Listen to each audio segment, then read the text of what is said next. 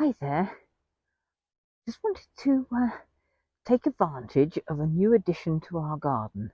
I've actually been poorly for a couple of days, and while I was ill, my husband built me a smashing little viewing platform. I always designed this garden so that you could see it from above, but of course, up until now, only the people in the bedrooms could, in fact, see it. So, so now they can climb up on this little platform and have a look at it. Right, I'm just going to take you down.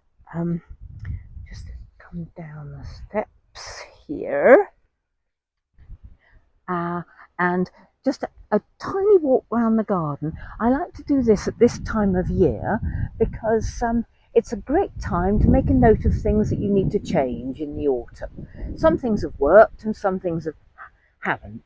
So that's it's a good time to take a note of these. So the hibiscus have been very happy. The rugosa, they've all loved the wet.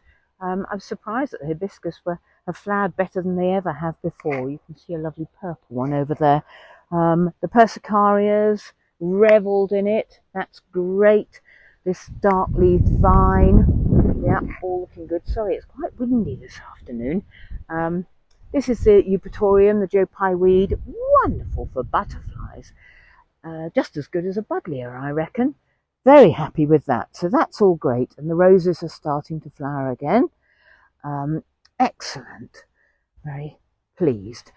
Here's Rose Penny Lane growing in the dark leaf vine. Looking very pretty there. Very nice. And now on just to a couple of things that I'm definitely going to have to change or do differently next year. These sedums should have had a Chelsea chop. Look what's happened. They've splayed right out. The heads have become so heavy that all the centres are absolutely empty. So they must be Chelsea chopped next year. They won't look anything much this autumn, all sort of dragged out like that. That's Rosanne's looking nice. And here, this beautiful GLEDITSIA has totally shaded out this corner of this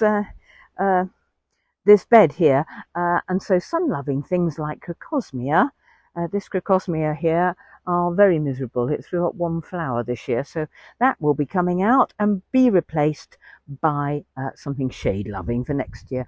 I'm definitely not changing the GLEDITSIA because it's a gorgeous tree.